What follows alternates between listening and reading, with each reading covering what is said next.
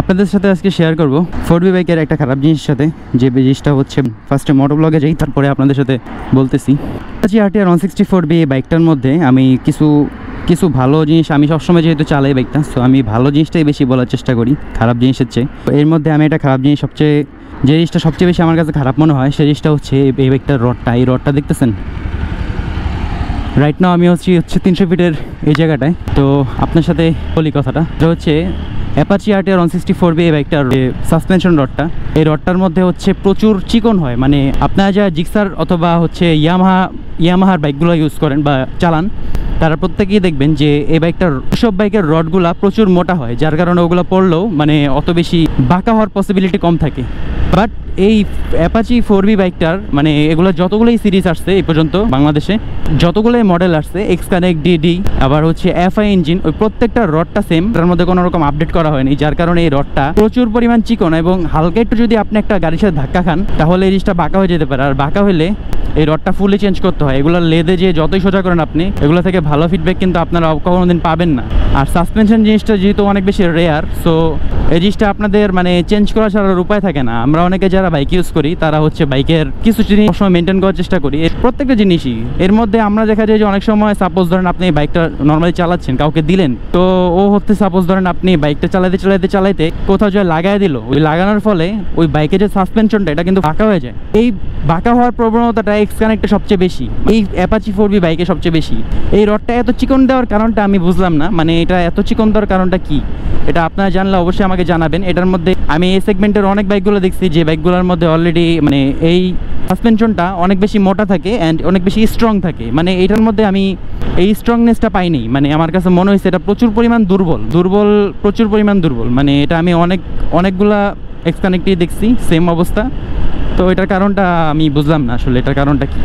এই বাইকটার মধ্যে মানে অনেক কিছুই ভালো, যে জিনিসগুলো আমি প্রতিনিয়ত আপনাদের কাছে বলি, এই বাইকটার প্রত্যেকটা পারফরমেন্স থেকে শুরু করে প্রত্যেকটা জিনিস আমি সবসময় চেষ্টা করি ভালো জিনিসগুলো শেয়ার করার। বাট কিছু জিনিস আছে যেগুলো মানে শেয়ার না করলেই নাই, মানে এমন কিছু জিনিস আছে, যেমন এই বাইকের মধ্যে সাসপেনশনটা এমন দিছে, আমার এই বাইকটার মধ্যে আমার হয়নি, বাট আমার একটা ফ্রেন্ডের বাইকের মধ্যে কালকে সামান্য একটুখানি ও একটা ট্রাক ছিল সামনে, সো ও ট্রাকটার মধ্যে হয়তো বা থামাইতে না পেরে ও হার্ড ব্রেক করছে। হার্ড ব্রেক করার পরে সামনে চাকাটা একটু যে বাড়ি খাওয়ার পরে ওর সাসপেনশনটা এমন থেকে এমন হয়ে গেছে, ফুল বাঁকা হয়ে গেছে, যার কারণে মানে ওর সাসপেনশনটা যদি এখন চেঞ্জ করতে যায়, নর্মালি সাসপেনশনটার দাম আছে হচ্ছে 15-20 হাজার টাকা। অ্যান্ড 15-20 হাজার টাকা দিয়ে এই সামান্য এটা লেদে সোজা করা পসিবল, বাট এখন যেটা আমরা চাচ্ছি যে সোজাটা স্মুথনেসটাতে চলে যাবে, যদি একটু মোটা থাকতো বিষয়টা তাহলে কিন্তু নর্মালি আমরা এই জিনিসটা কিন্তু এমন বাঁকা হইতো না সহজে। এটা মানে এত নর্মাল যে হালকা একটু টাচ খাইলে এটা বাঁকা হয়ে যাচ্ছে। জিক্সার বাইকগুলোতে, ইয়ামাহার FZ বাইকগুলোতে যে সাসপেনশন রডগুলো ইউজ করে, রডটা কিন্তু যথেষ্ট মোটা, স্তরটা মোটা, যার কারণে ওটার মানে ক্ষতির পরিমাণটা কম হয়। বাইকের এই জিনিসটা খুব দামি, যার কারণে এটা একটু মোটা দিলেই বেটার হয়। এখন ওনারা কি বুঝে দিচ্ছে এটা ওনারা জানে, বাকিটা আপনারা জানাবেন যে এটা আসলে কেন, মানে আমি বুঝলাম না এটা হওয়ার কারণটা কি। আসলে থাক, এসব বিষয়ে যত বাড়াবো তত বেশি সমস্যা হবে। বাট আপনার সাথে শেয়ার করলাম এই খারাপ জিনিসটা। আমার কাছে মনে হয়েছে এই জিনিসটা একটু ইমপ্রুভ করা উচিত ছিল টিভিএসকে আমরা অবশ্যই ক্লেম করতেছি, আমরা জানাচ্ছি বিষয়টা। ওরা যদি হচ্ছে কোনোভাবে আপডেট করে পরবর্তীতে, তাহলে অবশ্যই আমরা চাইবো যে অবশ্যই রডটা, সাসপেনশন রডটা ভালো থাকুক। আপনি এই যে জিক্সার যাচ্ছে সামনে, এই জিক্সারের রডটাও, যে মনোটনের রডটা, এই মনোটনের রডটাও কিন্তু অনেক বেশি মোটা, বাট 4B রডটা এত বেশি চিকন, এর জন্য সাসপেনশনটা বারবার শুধু বাঁকা হয়ে যায়। আমি বুঝলাম না। আচ্ছা যাক, এই বাঁকা হওয়ার প্রবণতা থেকে আমরা বাঁচার জন্য আমাদের কি করণীয় আমরা নিজেরা জানি না, তবে আমরা চেষ্টা করব যে টিভিএস যাতে এটাকে আপডেট করে, এবং আপগ্রেড করার মাধ্যমে আমাদের মানে কিছু জিনিস আমাদের জন্য ভালো হয়। আমরা এটা অবশ্যই চাই। এটা 300 ফিটের এই জায়গাটা আমার খুব ভালো লাগে, যার কারণে প্রায় আসা পড়ে। অ্যান্ড এই জায়গাটার বাতাসটা খুব ফ্রেশ, অ্যান্ড এই জায়গার ভিউটা অনেক সুন্দর। এই জায়গায় সূর্য ডোবাটাও সুন্দর লাগে, সূর্য ওঠাটাও সুন্দর লাগে, এবং সূর্যের যে আলো পড়ে ইদানিং মানে অমায়িক লাগে, প্রচুর জোস। X-Connect-এর মধ্যে অনেকগুলোই ঝামেলা আছে, যেগুলোর মধ্যে ম্যান্ডেটরি, আমি মনে করি যে ম্যান্ডেটরি সব না। যেমন X-Connect-এর মধ্যে বেশিরভাগ মানুষ যে জিনিসটা বলে যে মিটারের সমস্যা, আমার মতে মিটারটা অত বেশি ম্যান্ডেটরি না, যতটা বেশি ম্যান্ডেটরি হচ্ছে সাসপেনশন রডটা। আপনি মিটারটা সমস্যা হলে আপনি কোনো রকম চালাইতে পারবেন, কোনো রকম প্রবলেম হবে না, আপনার বাইকের ভিতরের কোনো রকম প্রবলেম হবে না। বাট আপনার যদি এই সাসপেনশন রডটা বাঁকা হয় তাহলে আপনি কি করবেন, আপনি একটু ভেবে দেখেন।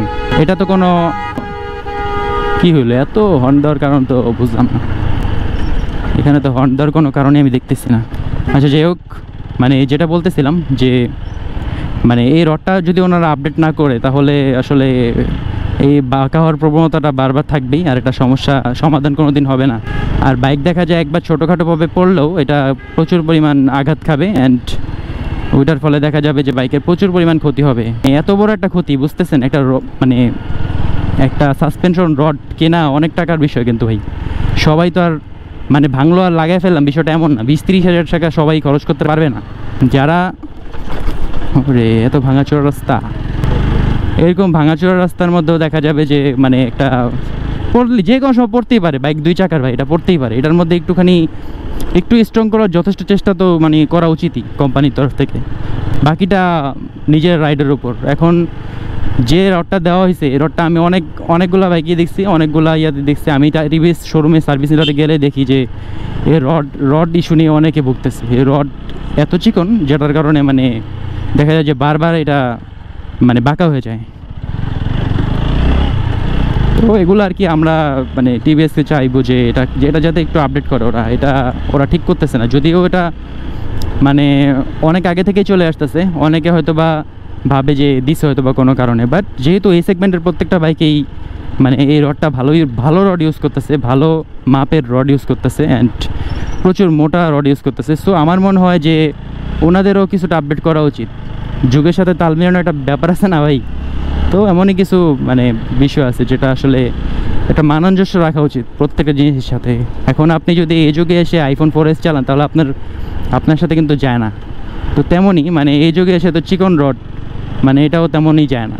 একসময় বাইকের চাকার মধ্যে যে স্পোক চাকাগুলো ইউজ করতো, যেগুলো রডের মধ্যে চিকন স্পোক, আই থিঙ্ক ওটাই তো বলে। বাট এখন কি ইউজ করতেছে হচ্ছে এটাকে কি চাকা বলে, আমি তো নামটা ভুলে গেলাম। মানে এটাকেও বলে কিছু একটা, মানে এখনকার চাকাগুলো যেভাবে ইউজ করতেছে আর কি, রিমগুলা, চাকার রিমটা আর কি। তো এগুলোর মধ্যে 3-4টা রড মানে প্লাস্টিকের মোটা ইয়া থাকে। তো আগে তো স্পোক ইউজ করতো, বাট এখন তার ওগুলো ইউজ হয় না। সো আমি মনে করি যে ওনাদের মানে প্রত্যেকটা জিনিসের সাথে যেমন যুগের সাথে তাল মিলিয়ে আপডেট হচ্ছে, তেমনই মানে এই জিনিসটাও আপডেট করা উচিত। এই জিনিসটাও যেহেতু অনেক বেশি গুরুত্বপূর্ণ জিনিস, তো এই জিনিসটাও আপডেট করা উচিত। এটা বাইকারদের জন্য, বাইকাররা এটা মানে অবশ্যই ম্যান্ডেটরি একটা মানে বিষয়, যেটা আমি বলতেছি যে এই রডের বিষয়টা। যাই হোক, আমরা এখন বিকালটা একটু উপভোগ করতেছি। বিকালটা এই সময়টা উপভোগ করতে বেশ ভালো লাগে, অ্যান্ড এই সময়টা মানে 300 ফিটে ঘোরাঘুরি করার জন্য আমার কাছে বেস্ট মনে হয়, যার কারণে এই জায়গাটায় আমি প্রায় আসি। আজকে আমার বাইক নাকি নিয়ে আসছি, তো ওরও একটু ঘোরাবো অ্যান্ড ভিতরের সব পরিবেশটা দেখাবো। অ্যান্ড আপনাদের সাথে তো প্রতিদিন দেখাই, আজকে না হলে আপনার সাথে শুধু কথাটাই শেয়ার করলাম, গুরুত্বপূর্ণ যতটুকু মনে হয়েছে অতটুকু। এখান দিয়ে ইউটার্ন নিলাম কেন জানেন? এখান দিয়ে ইউটার্ন নিছি কজ আপনাদের হচ্ছে এই সূর্যের আলোটা দেখানোর জন্য। মানে এখান থেকে বেশ সুন্দর লাগে, মানে সূর্যের ভিউটা দেখতে। মানে এখান থেকে দেখেন জাস্ট মানে অমায়িক না সূর্যের ভিউটা দেখতে। আমি এখান থেকে প্রায় আসি এবং নিজেই বারবার ঘুরি অ্যান্ড বারবার দেখি সেম জিনিসটাই। আচ্ছা, উনি যেহেতু আগে যাবে, আমরা যেহেতু আস্তেই চালাচ্ছি, আমরা আস্তেই চালাবো, আমরা আস্তেই প্রতিজ্ঞা নিছি।